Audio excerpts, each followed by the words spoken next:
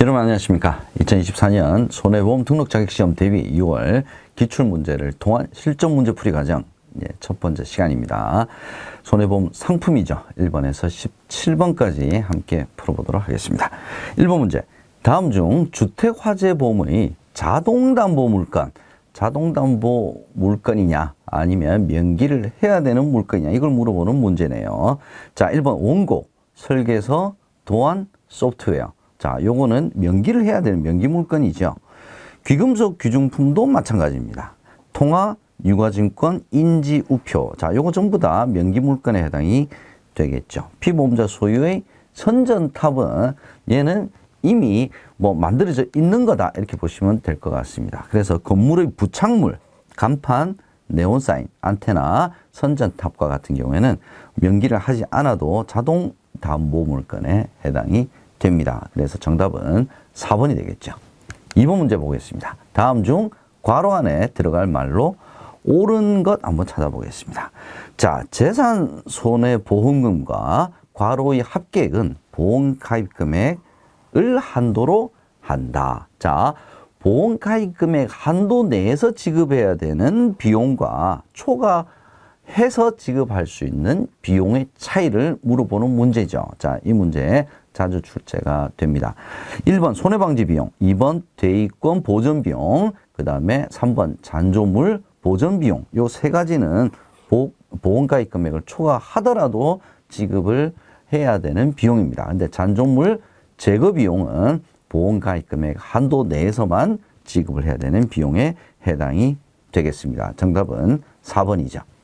3번 문제 보겠습니다. 다음 중 다중이용업소 화재배상 책임보험 가입 대상이 아닌 것은, 자, 어떤 게 다중이용업소가 아니냐, 이걸 물어보는 문제로 볼 수 있겠습니다. 얘는 암기를 해 두셔야 되겠죠. 한 번씩 출제가 됩니다. 주유소가 해당이 되죠. 주유소는 다중이용업소라기보다는 재난배상 책임보험 가입 대상에 해당이 되는 곳입니다. 자, 주유소 기억을 해 두시고요. 4번 문제 보겠습니다. 특수건물 화재보험의 보장 범위에 관한 설명 중 틀린 것 찾아보겠습니다. 자, 사망, 후유장애, 재산손해, 부상. 요 여러분들 기억하셔야 되겠죠. 예, 사망 1억 5천 1명당, 후유장애 피해자 1명당 1억 5천이죠. 그래서 8천만 원이라 그랬으니까 얘가 틀린 정답이 되겠습니다.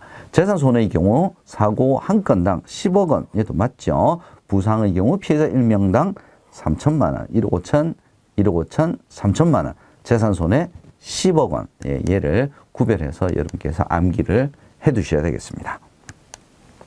5번 문제 보겠습니다.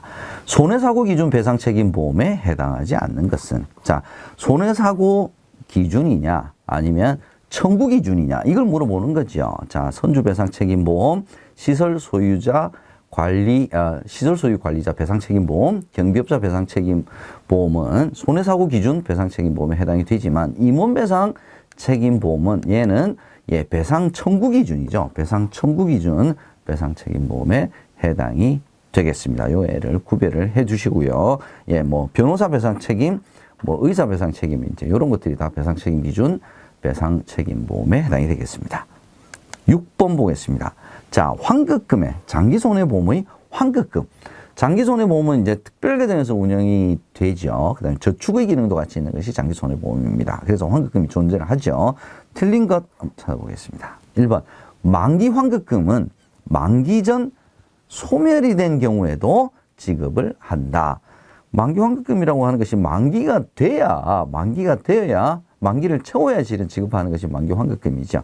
소멸이 된 경우에는 만기 환급금을 지급하지 않습니다. 얘는 전혀 관련이 없는 내용이 되겠습니다. 2번, 3번, 4번 어떤 내용인지 한번 살펴보죠. 2번, 보험계약자의 고지 의무 및 통지 의무 위반 등으로 계약이 해지가 됐다. 해지가 되었으면 당연히 해약 환급금 지급을 해야 되겠죠. 3번, 보험료 미납으로 해지 시 보험회사는 해지 시까지 적립된 해약 환급금 지급을 해야 됩니다. 이것도 해지죠.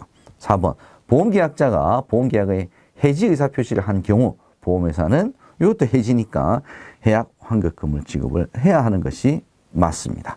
2번, 3번, 4번은 다 맞는 내용입니다.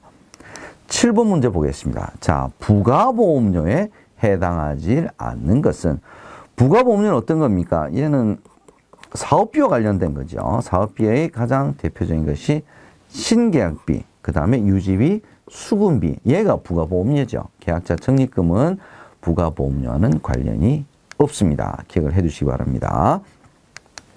8번 문제 보겠습니다.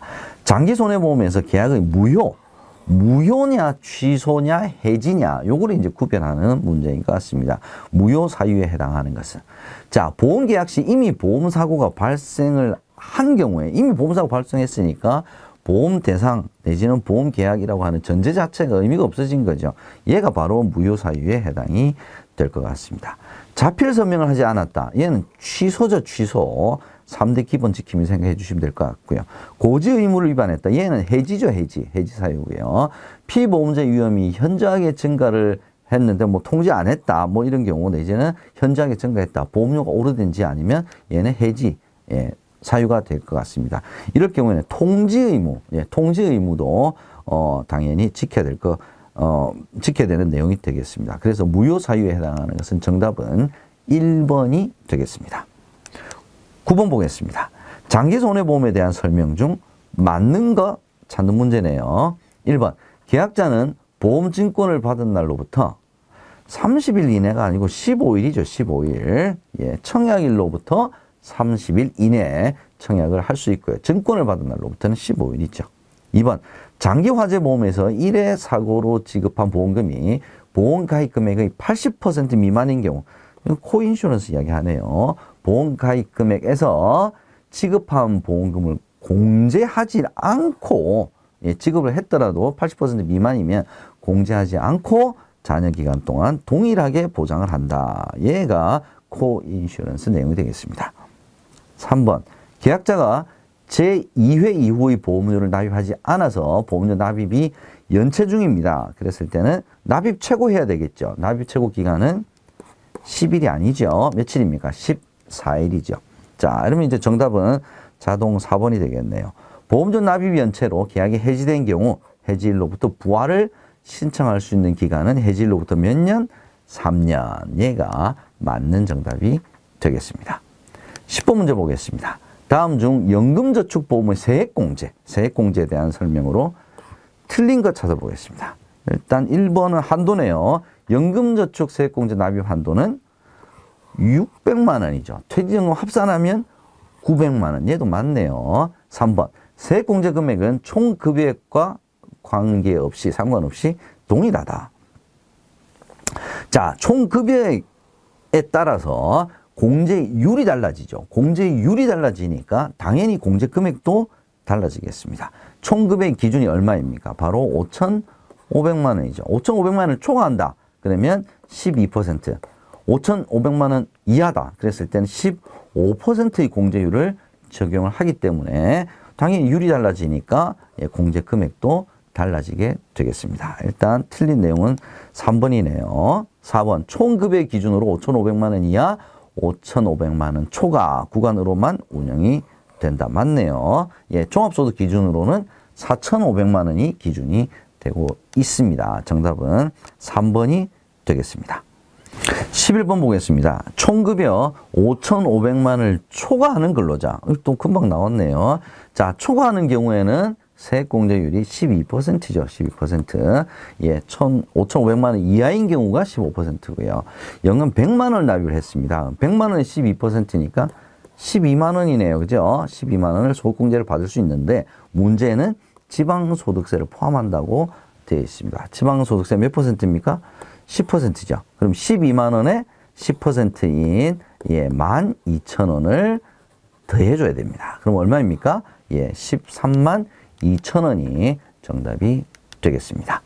12번 보겠습니다. 다음 중 퇴직연금 사업자로 등록할 수 없는 곳은 퇴직연금 사업자로 은행 할 수 있고요. 보험회사도 할 수 있죠. 새마을금고연합회도 할 수가 있습니다. 저축은행은 퇴직연금 사업자로 등록할 수 있는 기간에 해당되지 않습니다. 뭐 보험회사, 은행, 농수, 축협, 증권회사, 신용협동조합 중앙회, 새마을금고연합회 이제 이런 데들이 퇴직연금 사업자로 등록할 수 있는 곳입니다. 13번 보겠습니다. 자동차 보험 피보험자에 대한 설명 중 틀린 것은 한번 찾아보죠. 1번 승낙피보험자는 기명피보험자와 친인척 관계에 있는 자를 말한다. 승낙피보험자는 기명피보험자로부터 자동차 운영과 관련돼서 승낙받은 사람을 얘기를 하는 것이겠죠. 일단 1번이 틀린 내용이 되겠습니다. 2번, 3번, 4번 어떤 지문인지 한번 살펴보죠. 운전피보험자는 다른 피보험자를 위하여 피보험 자동차를 운전 중인 자를 말하죠. 3번 기명피보험자는 보험증권에 기재되어 있는 이거 기명피보험자. 4번 친족피보험자는 기명피보험자와 같이 살거나 살림을 같이 하는 친족으로서 피보험 자동차를 사용 또는 관리 중인 자를 친족피보험자라고 얘기를 합니다. 이왕이면 맞는 지문이지만 어떤 지문들이 출제가 되고 있는지 눈에 한번 익혀봐 주시면 좋겠습니다. 14번 보겠습니다. 다음 중 경상사고의 대인2 피해자 과실상계에 대한 설명으로 맞는 것은? 자, 이 문제는 우리가 1400제 예상문제에도 이제 못 봤던 문제, 과실상계에 대한 문제, 새로운 문제라고 볼 수가 있겠습니다. 자, 이 문제의 핵심은 지문 1번과 3번을 비교해 보시면 될 것 같습니다. 똑같아요. 근데 뭐만 다르냐?